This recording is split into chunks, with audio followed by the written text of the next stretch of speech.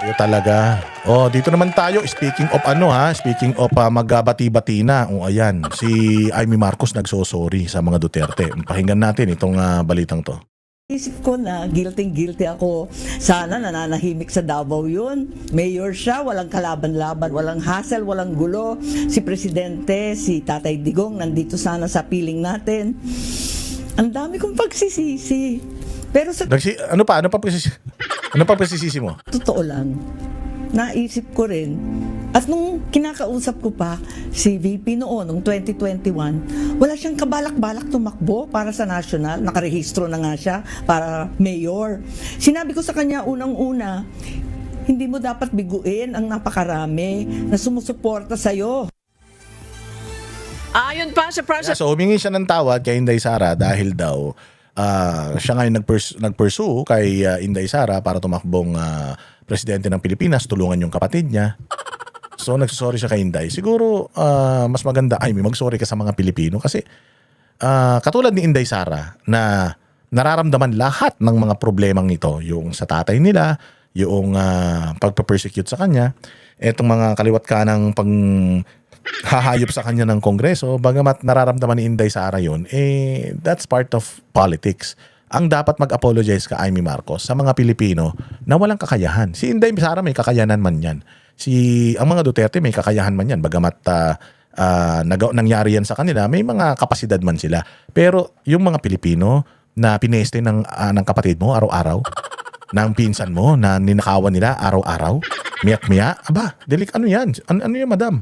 Doon ka dapat mag-apologize. So, instead of, alam mo yung magpapogi ka, magpaganda ka sa mga Duterte supporters, magsusorry ka kay Inday Sara, I'd rather you apologize sa mga Pilipino na pinesti ng pamilya nyo. Mga hudas kayo.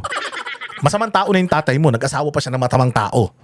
Si Imelda. Tapos syempre, pag nagsama yung dalawang masamang tao yan, makakabuo yan ng demonyito. Ayun, si Bongbong, paglaki, putya, higanting demonyo. Yun ang problema. Oh, so instead of gamitin mo na naman yung mga Duterte supporter, mag-apologize ka kay Inday Sara, sorry kay Inday Sara, mas malaki atraso mo sa mga mamamayang Pilipino na walang kapasidad. Yung mga mamamayang Pilipino na hindi nila alam kung may pambaon yung mga anak, pamasahe, panggaas, gasol, pambili ng pagkain. Yan yung walang kapasidad. Si Inday Sara may kapasidad yan. May pambayad ng mga abogado yan. Yung tatay nila nandoon sa Hague, nabibisita nila. Pero yung biniktima ng pamilya ninyo, mula pa nung panahon ng tatay mo hanggang ngayon, doon kayo humingi ng tawad. Hindi sa mga Duterte. Hihingi kayo ng tawad sa mga Duterte. Isang na lang, parang two birds in one stone. Nakapag-sorry ka na kay Inday Sara, maaawa pa sa atin yung mga DDS. Luka-luka ka pala eh. Nag-apologize siya nung nakaraan sa tatay niya dahil hindi daw niya nabantayan yung kanyang kapatid. Yun na nga lang pinagagawa sa'yo, hindi mo pa nagawa. Babantayan mo. Sa bagay, si Bongbong di naman daw natutulog yan, kakabantayan niya sa sarili niya. O hindi ba? So, tigil na natin tong kaplastikan. Puro kakaplastikan eh. Puro kapolitika. Hanggang ngayon, politika pa rin. Ang tanda-tanda mo na eh. Napapakute ka pa. O, okay man yung ginagawa mo for optics. Pero sa totoo lang, ang laki ng kasalanan ninyo sa mamamayang Pilipino. Humingi kayo ng tawad sa Panginoon sa ginawa ng pamilya nyo sa bayang Pilipinas dahil kayo, pamilya nyo, ang salot sa bayang Pilipinas. Akala mo, pag hingi mo ng tawad na yan, iwas ka sa karma? Hindi, damay ka dyan. Damay ka sa karma na yan dahil wala yun na nga lang yung dapat mong gawin eh. Oh, alam mo naman, noon pa adik yung kapatid mo, ikaw na nagsabi, adik, ba't pinatakbo mo pang presidente, luka-luka ka? Di ba? Sabi niya, bata pa yung adik na yan. Oh, alam mo palang adik, pinatakbo mo pa, dinamay mo pa si Inday Sara, mambubudol ka rin eh, luka-luka ka eh. Oh, dapat hindi ka kay Inday Sara nagsosorry kasi si Inday Sara biniblame niya na yung sarili niya for being yung nabudol ninyo. Marami naman kayo nabudol. Pero okay na, nagsisisi na si Inday Sara. Wag mo na siyang idamay dyan sa mga kaartihan mong mga video nyo ni Daryl Yap. Yung mga kaartihan yung dalawa, itigil. Mag-sorry kayo sa mamamayang Pilipino. Mag-sorry kayo sa mga namatay nung martial law. Mag-sorry kayo sa mga ninakawan ng tatay mo. Isoli nyo. Ikaw, kung talagang nag-apologize ka, isoli mo yung ninakaw ng tatay mo. Oh, nagsoli ka na ba ng mga ninakaw nyo? O si Bongbong Marcos, yung estate tax ng kapatid mo, singilin mo kaya? Kung talagang nag-apologize ka. Yun ang unang-una mong gawin. Si Amy Marcos, napaka-plastic mo kasi. Oo, kaya ayan, nagagalit tuloy sa iyo si Claire Castro. Meron pa ba siya sasabihin dito? Presidential sister, hindi niya lubos maisip na magagawa ng kanyang pamilya ang pang-aapi sa Hindi daw niya lubos maisip na magagawa ng kanyang pamilya yung pang-aapi. Luka-luka ka. Tatay mo, 20 plus years na ng api sa bayang Pilipinas. Nanay mo, ganun din, kawatan yung nanay mo. Guilty sa Sandigan Bayan ng plunder yung nanay mo. Oh, anong ini-expect mo? Dapat nga pati ikaw ganyan eh. Buti na lang daw, hindi si Marcos Sr. tatay mo, sabi nila. Pero siguro kung si Marcos Sr. tatay mo, kung si Marcos Sr. ang tatay nito ni Amy, siguro demonyo rin yan. Medyo demonyo lang to eh. Hindi totoo, 'di ba? 'Di ba? Nagigets ninyo? Oh, sabi niya hindi daw niya maalubos maisip na magagawa ng pamilya. Tanga, sabi mo adik yung kapatid mo noon pa. Anong kayang gawin ng adik? Puro kayo pa ng magagawa niyan. Kana maglinis-linisan, may kasalanan ka, nag-a-apologize ka, pero mali yung taong pinag-a-apologizean mo. Mag-apologize ka sa Panginoon, mag-apologize ka sa mga biktima ng pamilya nyo. Hindi lang ng pamilya nyo ngayon, pamilya nyo even before. Di daw niya alam kung na kayang gawin ng pamilya niya yung mang-api. Adik yung kapatid mo noon pa. Adik, ano mo pag adik, sabi ko nga sa inyo, mag-iwan ka 5 piso dyan sa ibabaw ng TV, mawawala eh. Oo, ganun ang sabi ko nga sa inyo, di ba? Ang bahay na maayos naman, kompleto pamilya, nagpa-function lahat. 10 kayo sa pamilya, yung siya maayos, isa lang dyan ang adik, maniwala ka. Walang kapanatagan, walang peace of mind dyan sa bahay na yan, basta may isang adik. Alam mo yan, matalino ka eh. Alam mo, adik yung kapatid mo, bakit mo pa pinatakbo?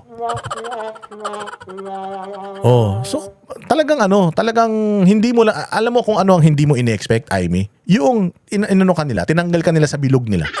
Ito yung bilog nila, nandiyan silang lahat ng mga kawatan, tinanggal ka nila. Yun ang hindi mo maipaliwanag at yun ang hindi mo ine-expect. Akala mo, sa panluloko nyo sa mga Pilipino, akala mo magiging kasama ka. Hindi ka na balatuan eh.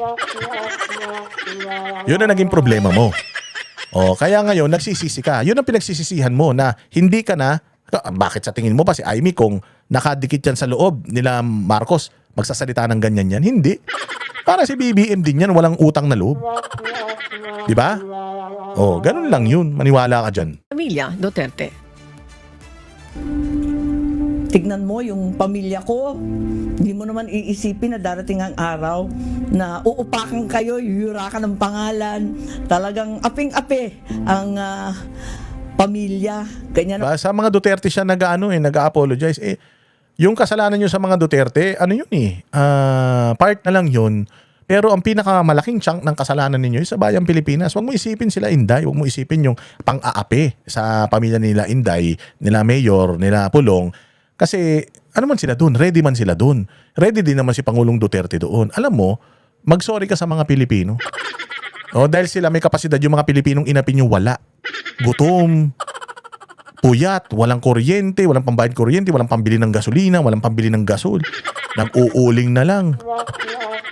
Doon kayo mag-apologize. Apologize sa buong Pilipinas, not just sa isang pamilya. Ang politika, brutal. Sa huli, Brutal.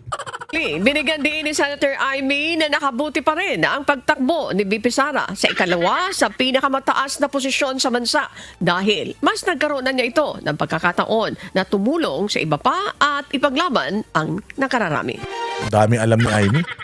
Tsaka na, masyado ka ng ang tanda-tanda mo, nagpapakyut ka pa. Di ka naman cute. Tumigil ka, style mo bulok. Kami ang boses ng masa, hindi natatakot. Katotohanan lang, di kami nalulunod. Walang bahid ng sismis, lahat ay totoo. Kahit sino ka pa, pag mali ka babanatan ka. Walang pinipili kulay, wala kaming kinikilingan. Basta para sa bayan, kami lalaban. Pagdama palakpakan, pag mali banatan. Di matitinag, di matatakot, para sa bayan tuloy ang sigaw. Sa harap ng kamera, walang halong takot. Mga baluktot, lahat kayo'y tulad.